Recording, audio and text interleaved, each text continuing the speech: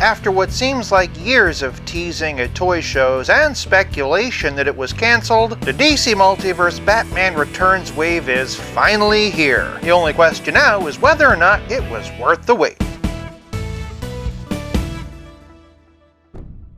Welcome to 5 Points of Articulation. Today I'm kicking off my deep dive into the DC Multiverse Batman Returns wave with the Dark Knight himself. Starting with the packaging, and Keaton comes in a big ol' extra wide window box. DC Multiverse Batman Returns Batman, shiny blue foil Deluxe Theatrical Edition on the side. Absolutely loving the simply stated Batman Returns logo for the spine. They also have unique insert trays. Specifically, it's the Batmobile turning into the Bat Missile. Bat barcode down here for those searching in store, with the movie poster on the back. For a wave that I don't really think needed to be a deluxe theatrical collection, these boxes are pretty nice, with a little extra love than usual. Thanks to that extra effort for packaging, I'm giving this Batman 5 points. Moving on to presentation, and it's time for this Batman to bust out of the box.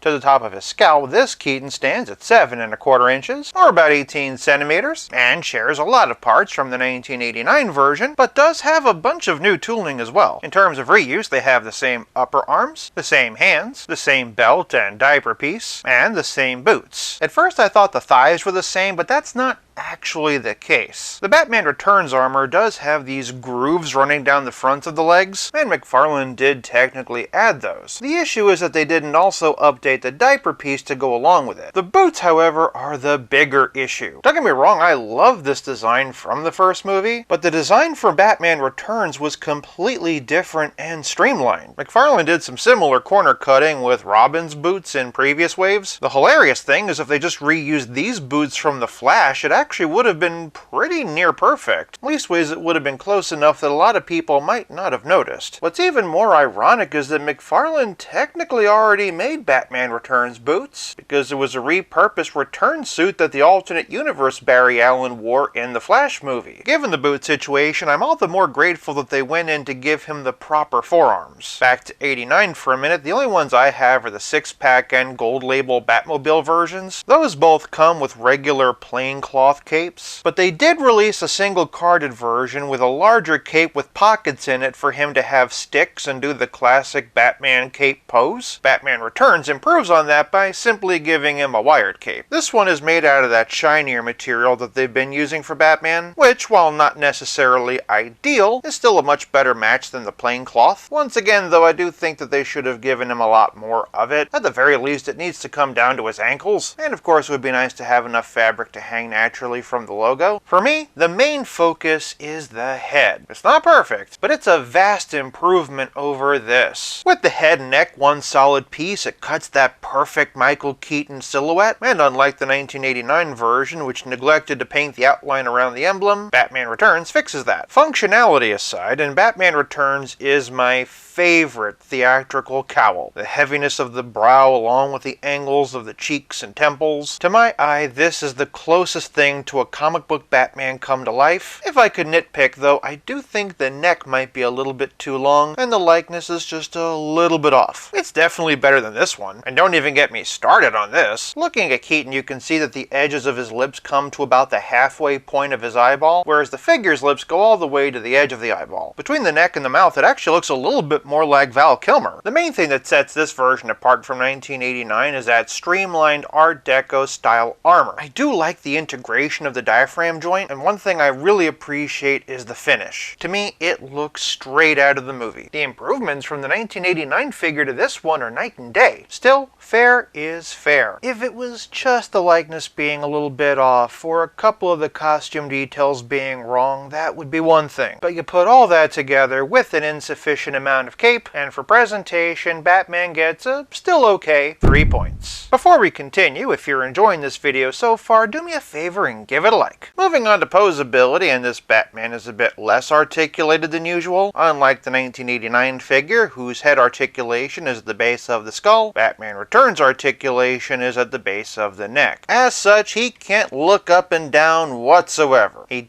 doesn't get any tilt, but he does get a little bit of side to side, and frankly, I could not be happier. This is how it should be. In fact, the head pops off fairly easily, and as you can see, it's just kind of a tube. So yeah, no head swaps with this one, but it does give me hope I can make the neck shorter by trimming off some of this excess. I'd have to glue it in place, but for Keaton, that's fine. I seriously might have to consider this. Getting back on track though, and moving on down, his arms can raise just under 90 degrees. He also gets complete rotation at the shoulder, multi-directional rotator cuff, and then working our way down, Batman has bicep swivel, double jointed elbow with that perfect DC Multiverse bend, and wrist balls that can swivel and hinge either up and down or side to side. Moving to the middle, and his Art Deco style armor has a diaphragm joint and a ball jointed waist. Batman can arch back this far, which is actually really good. For contrast, here standing straight, unfortunately though, and nothing really in the way of hunching forward. That's an area where the 1989 figure really excelled, but the amount of side-to-side tilt is really impressive, and of course twist at the diaphragm and also the waist. Below that bright gold utility belt, and Batman has the standard McFarlane hips. He can kick about 90 degrees, and this far back, which is a lot better than I was expecting, and of course he gets a perfect split. Pretty good amount of twist in the hip. In fact, here's how far inward he can go, and even outward is pretty good. Decent enough bend on that double jointed knee, and then all the way down we've got toe articulation and ankle balls that can swivel, hinge, and like the tone of these movies from sequel to sequel,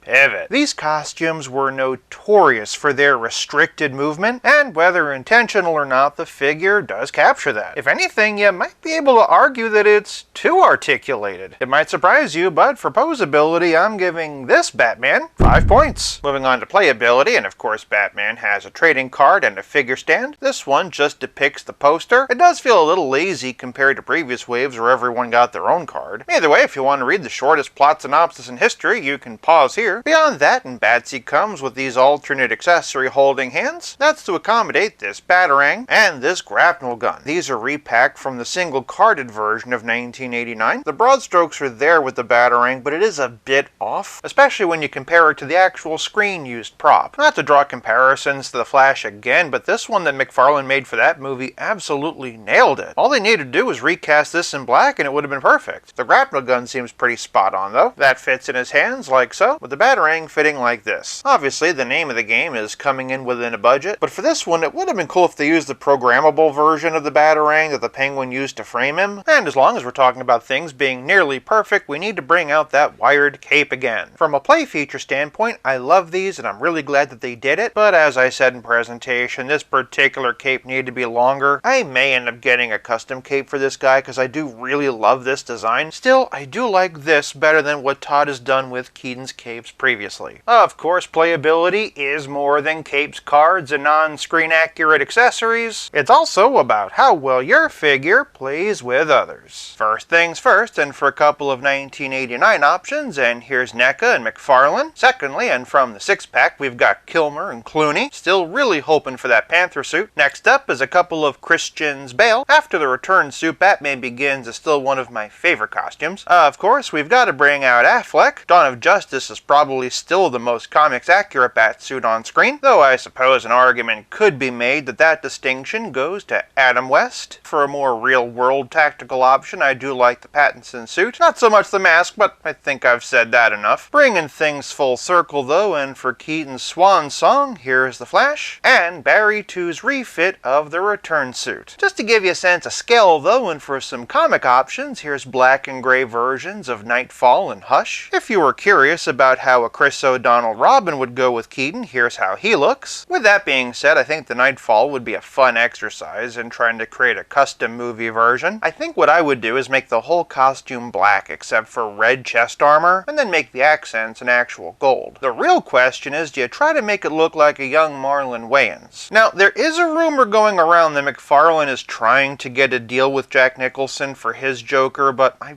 personally don't think it's going to happen, only because of how historically greedy he is with his likeness rights. That said, for some realistic Jokers to go with this Batman, and here we have the Criminal, Mortal Kombat 11, and Heath Ledger. But if you want to make a custom Nicholson, my recommendation for a base body is the NECA Bela Lugosi Dracula. Now don't worry, I do have the Penguin and Catwoman, but for all you clever customizers out there who've made their own over the years and want to know how their creations would scale, here's Arkham City and Nightfall.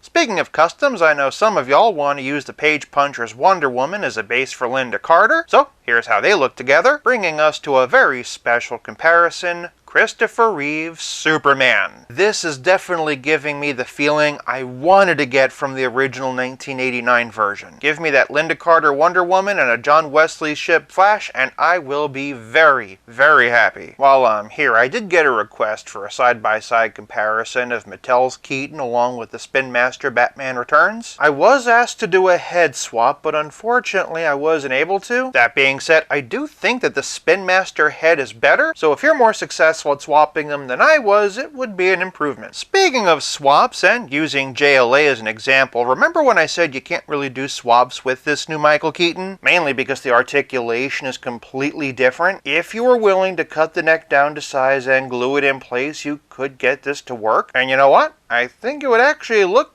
pretty good. For a relative scale comparison, here's Batman Returns with Pizza Spidey and the Spectacular Spider-Man. And as always, here they are with Stealth Iron Man. You know, it's weird how two of our most controversial sequels are also Christmas movies. Yeah, funny how that worked out. You know, you could at least look at me while I'm talking to you. Believe me, I'm trying. As a lifelong Keaton Bat fan, I have been geeking out doing the glam shots for this video. Still, it's hard not to be distracted by the thought of either more or just more screen-accurate accessories, or at the very least enough cape to do the iconic Keaton pose. For playability, this Batman gets 4 points. This leaves us with nothing left to discuss but the price. A year ago, the Christopher Reeve Superman came out, which was a 100% new sculpt, had a wired cloth goods cape, an alternate head, plus 8 extra hands and a flight stand. Moreover, the Man of Tomorrow was only $30. Keaton, by contrast, has a lot of reuse, including his accessories, of which there's only 4 total, and yet he costs $35. I know that some of that price increase is due to world events outside of Todd McFarlane's control. I'm also guessing that most of the budget for this wave went to the Penguin. Even so, it does make certain mistakes or just missed opportunities stand out just a little bit more. All my criticisms aside, though, I do really like this figure, and I'm happy to add him to my Dark Knight collection. For price, I'm giving Batman Returns 3 points, averaging out to a still good total of 4 out of 5.